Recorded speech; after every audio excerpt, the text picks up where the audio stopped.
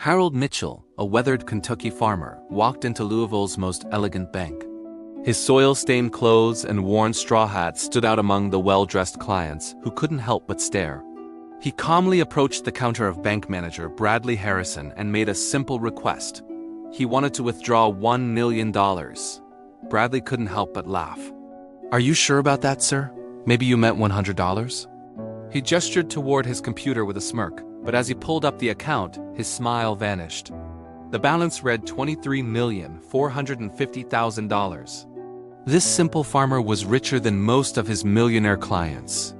Trying to compose himself, Bradley asked what the withdrawal was for. Harold's voice was low and serious. He explained he de-sold his land to a mining company and needed the money urgently for a very important problem. Bradley arranged the withdrawal for the next day, but something about the farmer's name, Mitchell, kept nagging at him. It felt strangely familiar. Later that evening, while organizing some old papers in his study, he stumbled upon a college photograph. In it, he stood smiling next to his ex-girlfriend, Rebecca Mitchell, a farmer. His daughter he had callously abandoned 23 years ago when she told him she was pregnant. Her father's name was Harold. A cold dread washed over Bradley. He couldn't sleep that night, the question replaying in his mind, could it be the same man? The next morning, when Harold came to collect the money, Bradley had to ask. "Mr. Mitchell," he began, his voice tense, "do you happen to have a daughter named Rebecca?" Harold's friendly eyes hardened into stone. "Why do you want to know?" Bradley admitted he knew her back in college. Harold's reply was like a slap in the face. "My daughter," he said, his voice dangerously low, "is none of your business." But Bradley was now obsessed. He had to know the truth. He hired a private investigator, and the report he received a few days later was crushing. Rebecca was working as a cleaner, struggling to support 3 children from different fathers. Her oldest son, Nathan, was 23, exactly Bradley's age when he'd abandoned her. But that wasn't the worst of it. The report revealed that Rebecca had been diagnosed with a rare form of cancer. The public health system wouldn't cover the experimental treatment she needed, and without it, she only had a few months to live. Suddenly, it all made sense.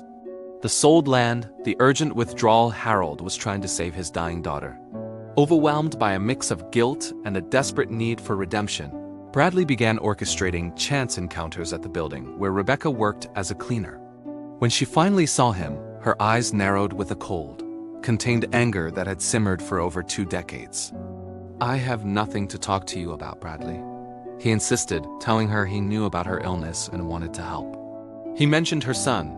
That was the final straw. Rebecca exploded. "Now you want to meet him? After 23 years? You lost the right to call him your son the moment you abandoned me." She refused his money, spitting the words at him. "It's dirty.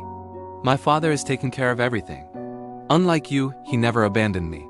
Bradley's attempts to connect with his son were met with the same contempt. He found Nathan working as a bricklayer's helper, his young body already worn from hard labor to support his family. When Bradley revealed who he was, Nathan looked at him with pure disgust. "My father died 23 years ago, the day he abandoned my pregnant mother," he said, his voice flat and hard.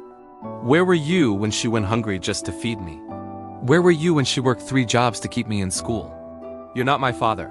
Undeterred, Bradley switched tactics.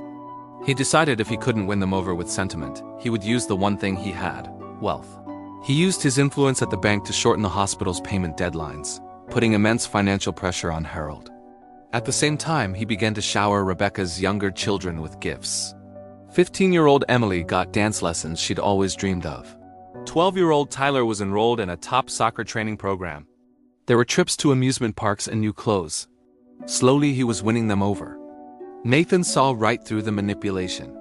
He stormed into Bradley's lavish office, his work boots leaving dusty prints on the plush carpet. "You think you can just buy our family? We don't need you or your money." But Bradley was ready for him. "Nathan, you're 23, breaking your back in construction for pennies.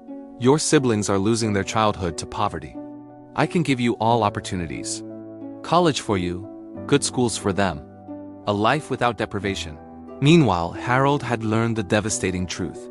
Bradley was Nathan's father. He was torn between his fury at the man who had destroyed his daughter's life and the practical reality of the situation. The treatment was costing over $2 million. His money was running out.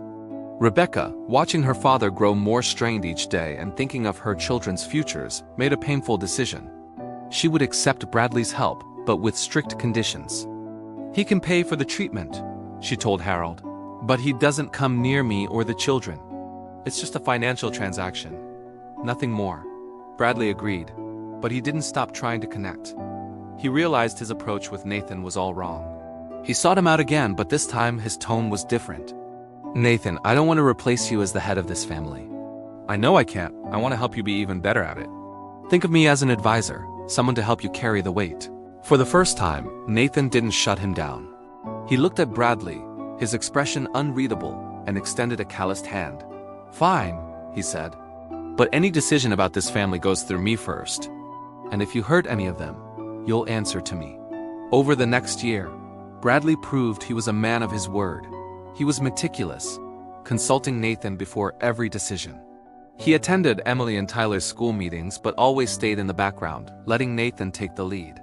He helped the kids with their homework and started joining the family for Sunday lunches, but he never overstepped. He respected the hierarchy Nathan had established. Miraculously, Rebecca's treatment was a success. She went into complete remission. But the real test came now. With the crisis over, would Bradley disappear? He didn't.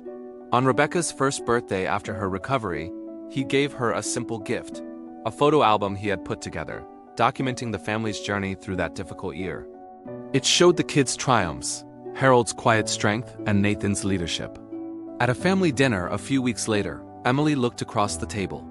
"Bradley," she asked, her voice small, "can I call you Dad?" The room fell silent. "You've been a father to us," she continued. "Maybe not from the start, but at least now." Even Nathan nodded in agreement. "Father is a title that's earned," he said, looking at Bradley. "And you've been trying to earn it." Rebecca, finally at peace, smiled. "I've learned that family isn't just about blood," she said to Bradley. "It's about choice, presence, and care." Bradley looked around the table at this new, complete family. "And I've learned," he replied, "that it's never too late to start doing the right thing." Through his journey, Bradley learned that a family can't be bought, it has to be earned. He discovered that forgiveness doesn't mean forgetting the past, but choosing not to let it control the future. It's a powerful reminder that it's never too late to choose love over regret, presence over absence, and family over pride. Thank you for watching. If this story moved you, please like, share, and subscribe for more content that touches the heart.